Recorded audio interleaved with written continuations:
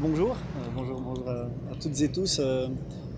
Je suis super content d'être ici. Je viens d'arriver ce matin, j'étais pas là hier.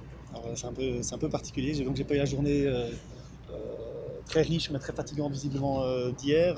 J'ai peut-être aussi raté des consignes sur le protocole, donc je serai peut-être un moment hors des Je sais rails, pas, je redirai un petit mot dessus. mais tu me recadreras Non, si, même. si nécessaire. Donc voilà, moi je viens d'arriver aujourd'hui, je suis très heureux, vraiment très très heureux d'être là, de pouvoir vous parler de ça. Un peu fier aussi quand même, de me dire tiens, voilà, d'une certaine manière je peux contribuer et vous dire quelque chose.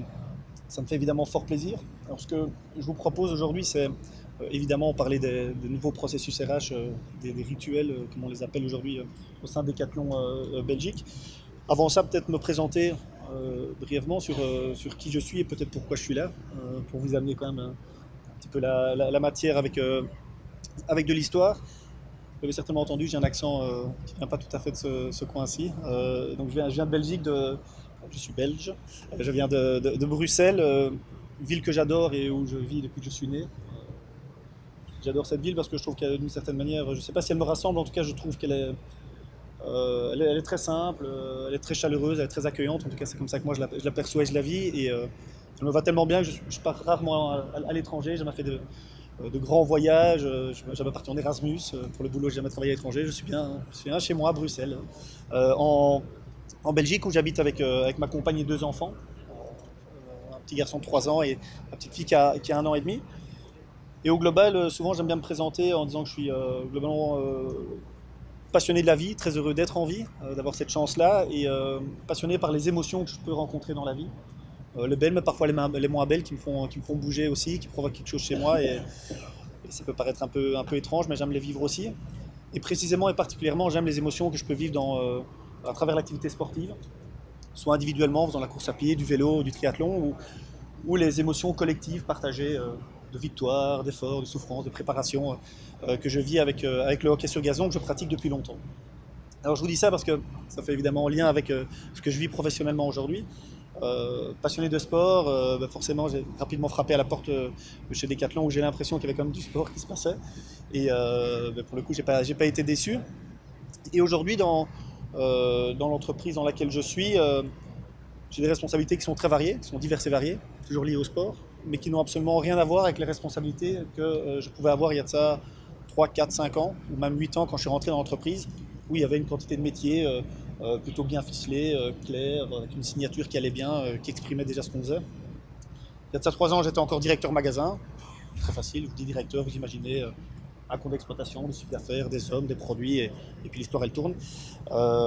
C'était assez facile, d'ailleurs souvent quand j'étais à des soupers ou à des repas, je disais que j'étais directeur du magasin, ça va, voilà, le cachet il était mis, et puis on pouvait passer à la personne suivante, et puis la personne intéressée elle creusait parce qu'elle travaillait dans le retail, ou peut-être qu'elle creusait pour autre chose.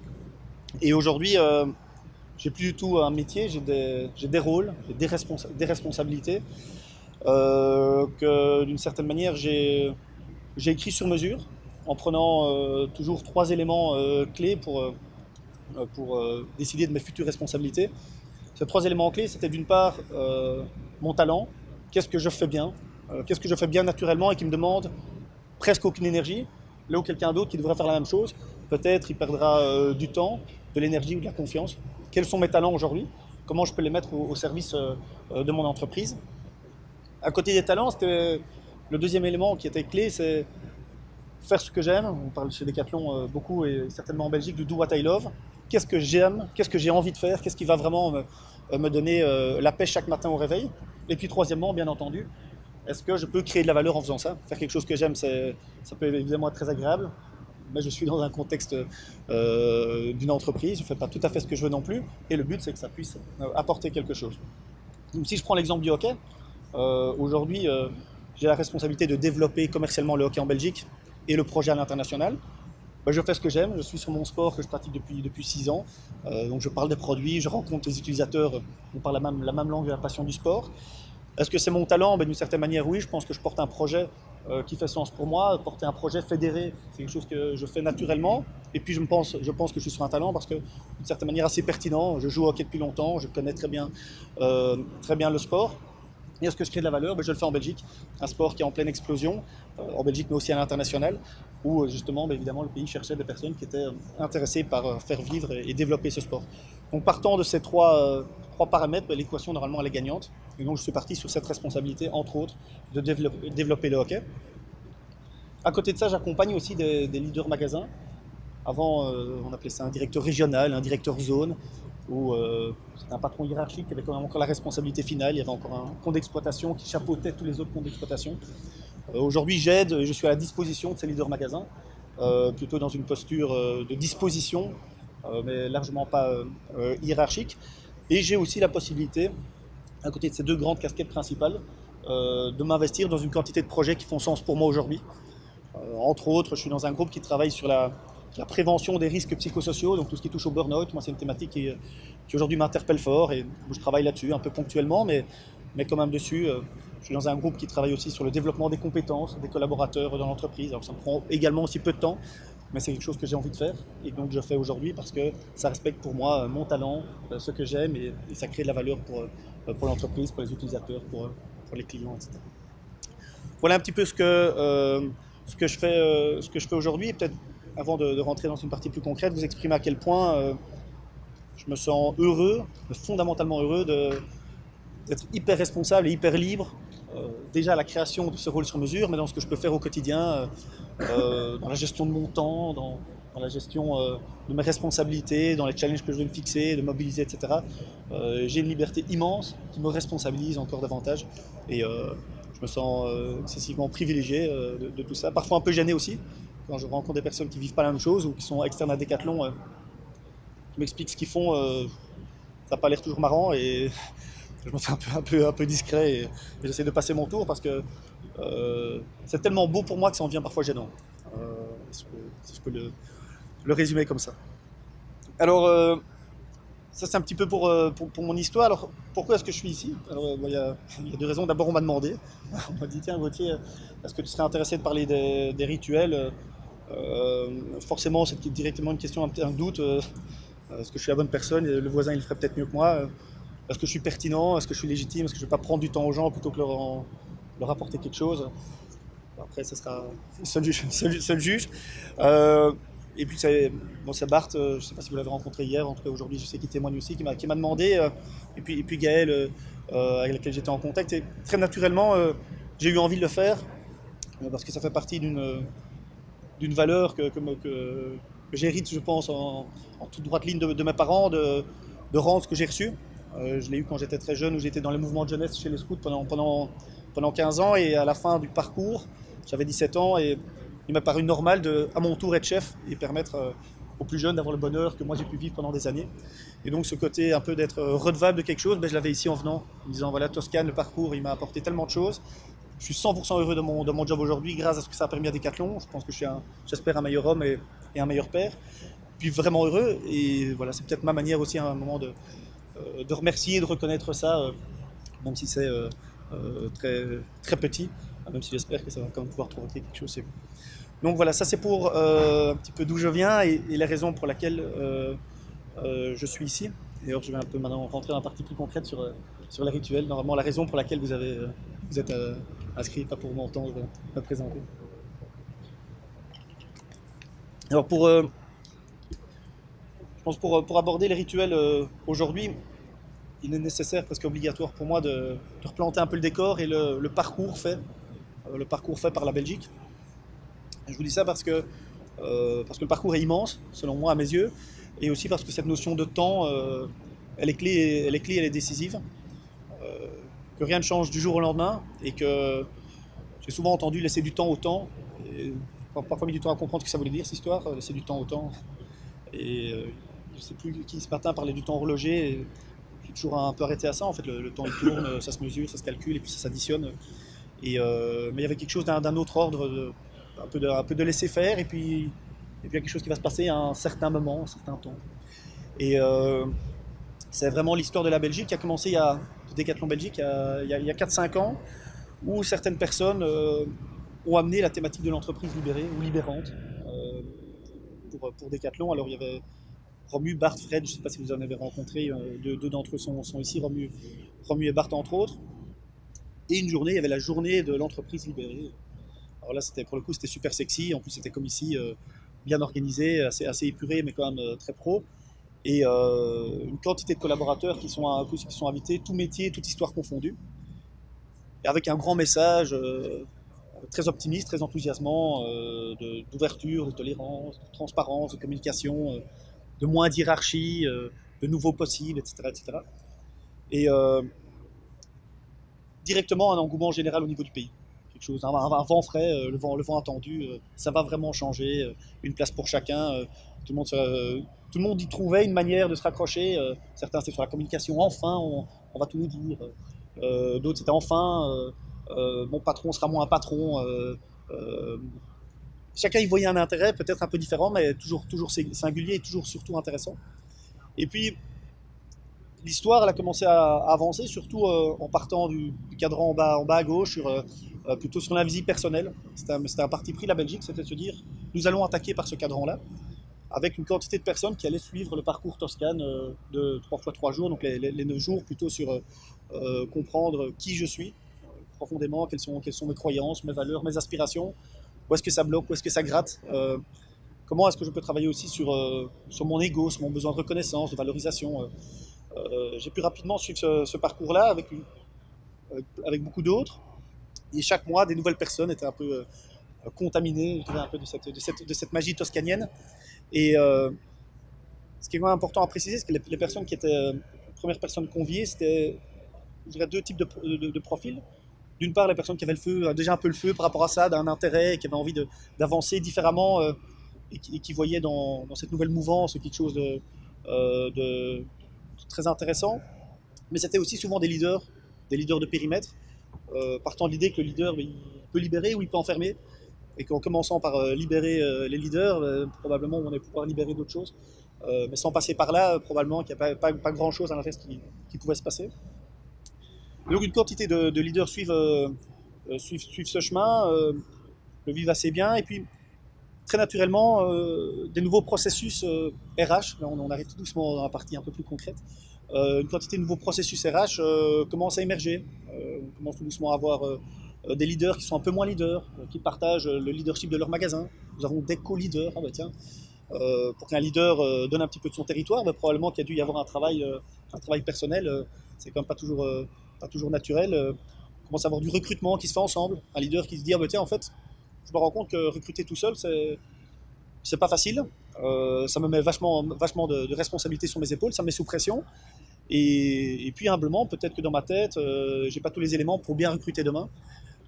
Peut-être qu'effectivement à 10, nous recruterons mieux mon successeur ou le voisin, le collègue, le copain. Je ne sais pas comment on va l'appeler.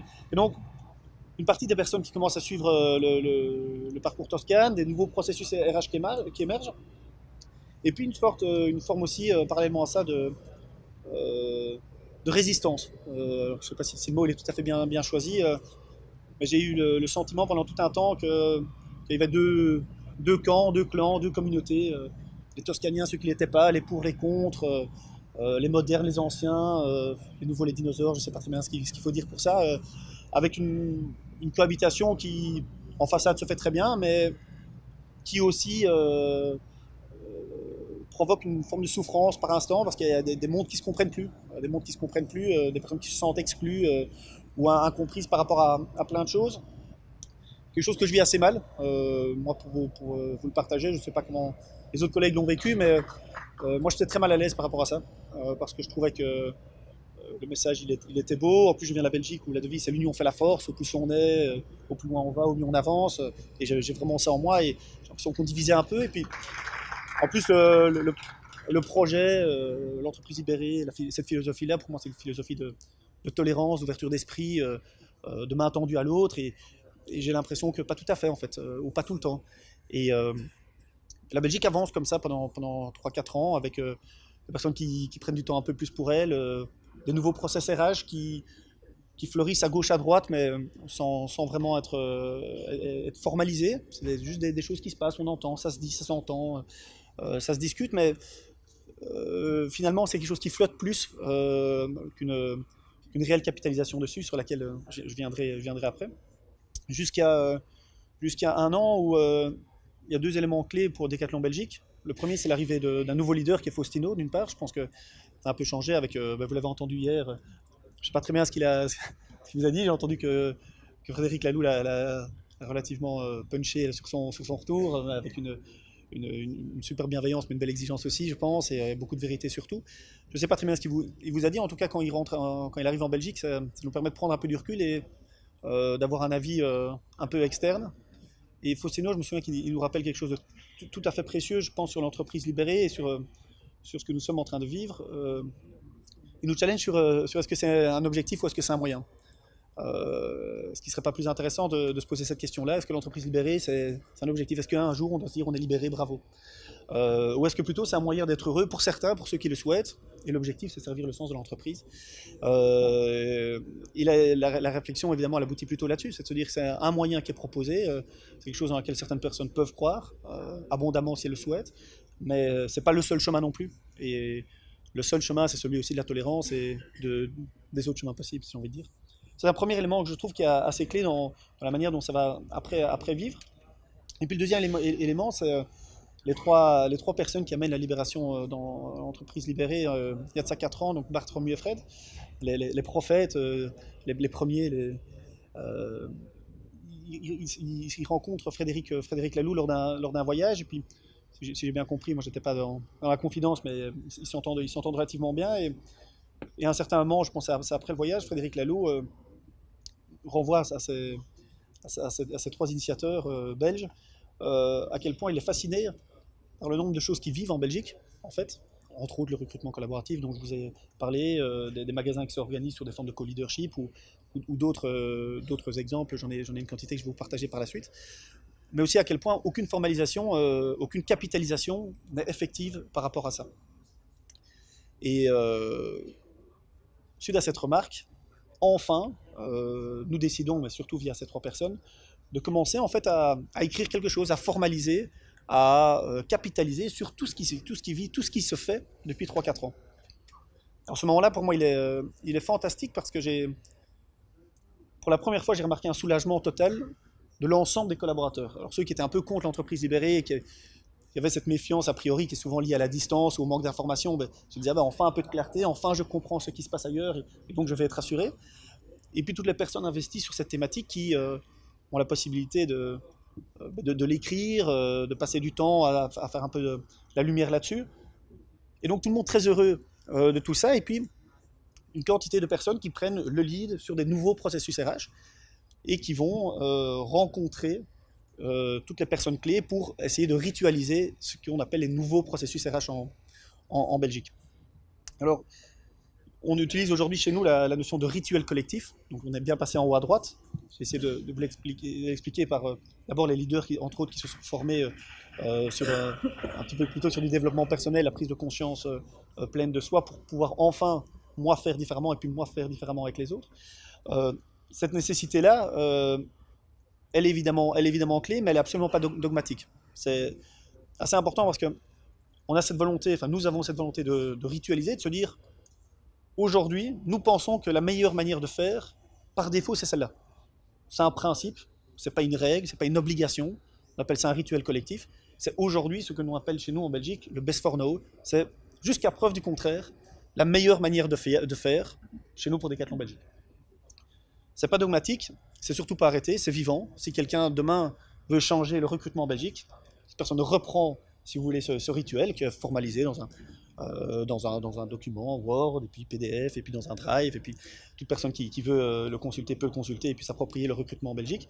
Mais si quelqu'un n'est plus d'accord avec ça ou ne trouve qu'il n'est plus à la page, il reprend cette thématique, il va faire le tour de toutes les personnes qui sont concernées par le recrutement, qui travaillent sur le recrutement, et il va updater le rituel, on appellera ça un rituel 2.0, ou simplement on l'appellera toujours le rituel, mais des lignes auront changé.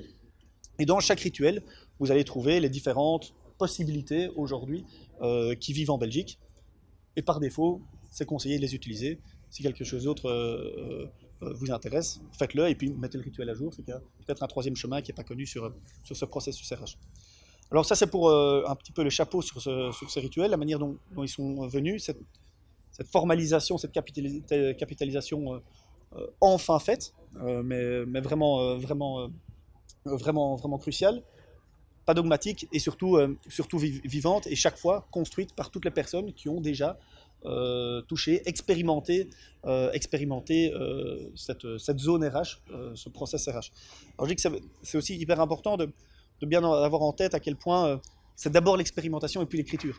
C'était pas l'inverse, c'était effectivement toutes des personnes qui ont vécu le recrutement, qui se sont mises ensemble en se disant, voilà, après toutes nos expériences, nous pensons que ça fonctionne, nous pensons que les points de vigilance, c'est ceci. Mais l'écriture n'a pas été faite en amont, c'est bien l'expérience qui a précédé. Alors je vais peut-être vous partager trois rituels RH pour un peu illustrer ça, parce que là, c'est un petit peu, peut-être un peu trop théorique, je ne sais pas, mais en tout cas c'est très théorique. Un rituel que j'ai peut-être envie d'aborder avec vous, que je trouve assez anecdotique, mais quand même frappant, c'est aujourd'hui la manière dont nous nous réunissons, les réunions Decathlon Belgique. Il y a de ça 5-6 ans, quand je vivais une réunion, j'appréhendais d'aller à la réunion. Souvent, je vivais une mauvaise réunion. Et puis, la réunion terminée, commençait une quantité d'autres réunions un peu informelles, parce qu'il y avait des choses qui n'avaient pas été dites, mal vécues, ou parce que ci, ou parce que là. Et c'était absolument pas un grand moment, pas un bon moment, et rarement le moment de décision ou de partage que j'attendais. Et puis, avec le travail que nous avons pu vivre individuellement d'abord et puis collectivement, nous avons commencé à nous réunir différemment. Et ben voilà, on se met plus en U autour d'une table, on va se mettre en cercle. On va commencer par échanger un petit peu sur comment on va. Les laptops, on écrit quand même que les laptops, on les laisse dans une pièce laptop ou dans un sac qui est prévu à cet effet ou quelque chose comme ça. Et nous avons formalisé le best for now de la réunion aujourd'hui pour Decathlon Belgique, avec une personne qui organise la réunion. Alors ça, vous allez me dire, ça peut paraître normal, mais qui arrive avant, qui prépare la salle, bon, jusqu'à là toujours normal, qui va mettre les chaises, qui va former plutôt un cercle, parce que ça va être plus convivial, ça va permettre vraiment l'échange, qui va commencer par une inclusion. Donc l'organisateur commence par une inclusion. Alors évidemment, ça donne le ton, une posture bien basse, avec un peu de niveau 2, un peu de niveau 3. Ça permet de déminer rapidement aussi certaines choses. Et puis, chaque fois, on a, alors certains appellent ça un échauffement, des autres un check-in par 2, par 3, un peu comme on fait ici. Comment on va, avec quoi je viens, qu'est-ce que j'attends peut-être. Et on termine la réunion par un check-out. Alors la réunion, elle peut durer comme ça une demi-heure, une journée, mais chaque fois, nous allons avoir une réunion qui va être faite comme ça. Alors, moi je trouve ça super utile parce qu'il y a de ça 3 semaines, j'ai organisé une réunion avec pas mal de collègues, avec entre autres Faustino que vous avez vu, Bart et d'autres, et j'avais la responsabilité d'organiser cette réunion. Et évidemment, j'avais envie plutôt que ça se passe bien. Je me suis dit, tiens, je suis organisateur, les personnes autour de moi, elles vont y consacrer du temps. Le temps, c'est de l'argent. Encore un peu une sorte de réflexion de responsabilité, d'utilité, de me dire, tiens, si on est ici, qu'est-ce que ça va produire? Et voilà, simplement, j'ai été reconsulter le document formalisant, expliquant un petit peu comment ça pouvait être fait. Alors évidemment, dans les personnes qui ont écrit le Best for Now de la Réunion en Belgique, il y a des personnes qui ont travaillé sur la pédagogie, sur la méthodologie. Et donc voilà, j'ai pris ça pour argent comptant, j'ai simplement reproduit, et comme par magie, ça s'est bien passé. On a félicité, merci pour la réunion, c'était vraiment une très bonne réunion. J'ai pas fait grand chose, comme Christophe et Jacques disaient ce matin, j'ai laissé faire, j'ai permis que quelque chose se fasse. Et la réunion s'est très bien passée alors. C'est pas très compliqué, mais ça m'a fort aidé.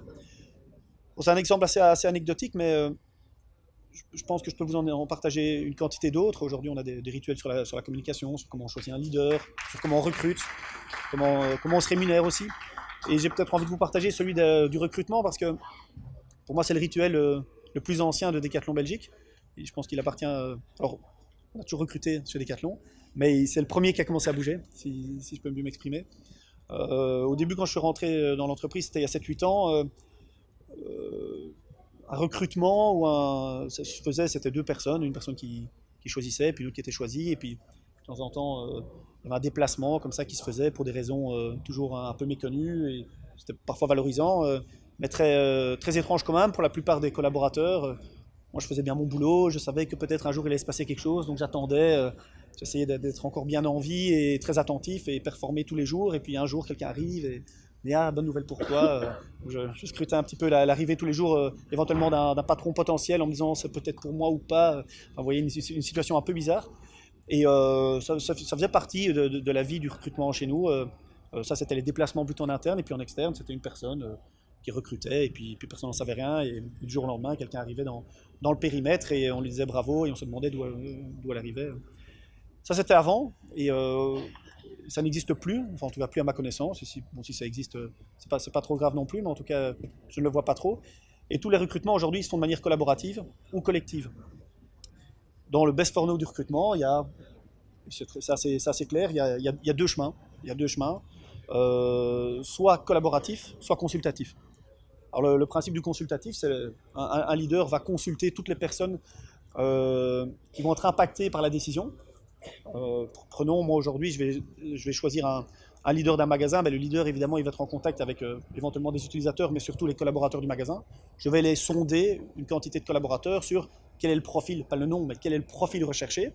Et puis en fonction de ce profil, éventuellement, je vais essayer de mettre des noms à côté, et éventuellement, je peux le faire challenger par le groupe. Là, c'est plutôt du consultatif. Je viens prendre information chez chacun, mais surtout, je ne décide pas seul pour tout le monde, et encore pire, ça peut arriver seul pour tout le monde, mais sauf pour moi. C'est-à-dire, je dépose quelqu'un, je place quelqu'un, et puis moi, je pars, et amusez-vous bien que tout aille bien.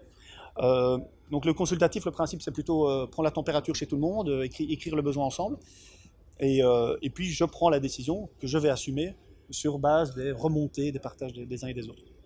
Mais surtout, le mode le plus utilisé aujourd'hui, c'est le mode collaboratif, où l'écriture du profil, tout est fait avec un groupe qui le souhaite. Donc l'écriture du profil se fait par exemple à 10.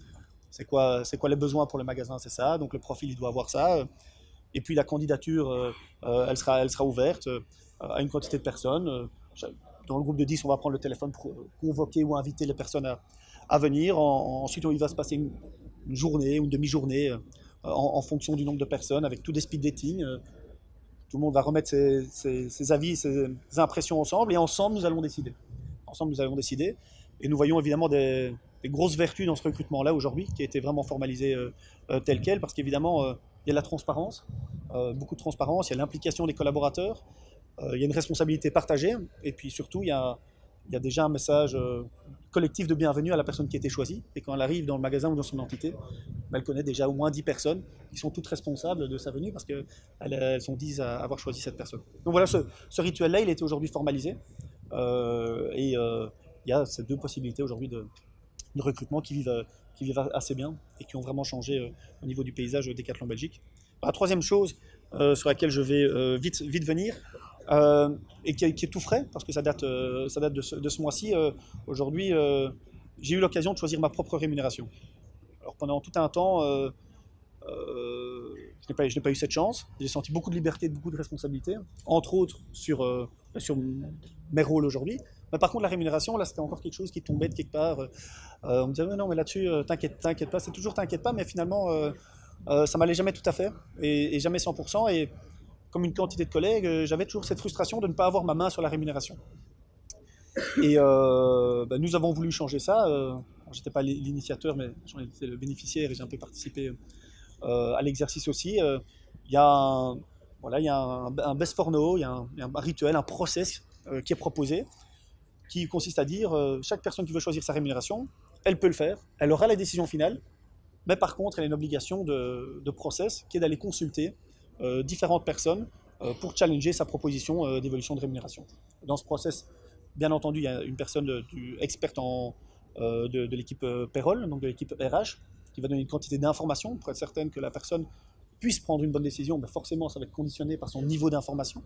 Donc il y a une personne de l'équipe RH, il y a le coach, la personne qui l'accompagne, qui est là au moins mensuellement, mais qui connaît très bien la personnalité de l'homme ou de la femme, et aussi le projet, parce que c'est quelque chose qui compte dans la rémunération. Et puis un père, souvent quelqu'un qui a des responsabilités plutôt similaires. Alors moi j'ai fait comme ça, et j'ai rajouté aussi un coaché. Donc historiquement on appelait ça un N-1. Donc avant j'aurais été directeur régional et ça aurait été un directeur, mais j'ai challengé ma future rémunération par une personne que je coach. Alors c'était un moment fantastique, super beau, plein d'authenticité, plein de vérité, qui nous a rapprochés aussi, qui a créé la complicité, parce que c'est quand même assez intime historiquement en tout cas, entre moi, de partager ma rémunération. Et toutes ces personnes m'ont renvoyé beaucoup d'exigences, mais beaucoup de bienveillance, qui m'a permis aujourd'hui de choisir ma rémunération et d'être heureux avec ça. Alors évidemment, j'ai la joie d'être acteur et d'avoir chaque mois ce que j'espérais ou ce que j'avais pu penser avoir. Mais surtout, j'ai eu un moment magique de reconnaissance interne avec toutes des personnes qui m'ont fait autant de cadeaux et autant de feedback bienveillants et exigeants Et ça m'a énormément nourri. Et je pense que la reconnaissance c'est clé. Certainement avec tout le travail que nous avons fait sur nos égos respectifs, mais sur le mien aussi. Historiquement, ou avant, par contre, j'avais certains moments très valorisants. J'avais un badge, bon ici j'en ai un, mais avant j'aurais pu avoir un beau badge, j'étais en direction, je sais pas, générale. J'avais quelques signes de pouvoir comme ça. Ben, évidemment, j'ai fait fi de tout ça avec beaucoup de bonheur, mais mine de rien, ma reconnaissance, ce besoin-là, il est encore un peu chez moi, peut-être plus que chez d'autres, mais moi je l'ai vraiment. Et ben, ce process-là, il a nourri vraiment ma reconnaissance.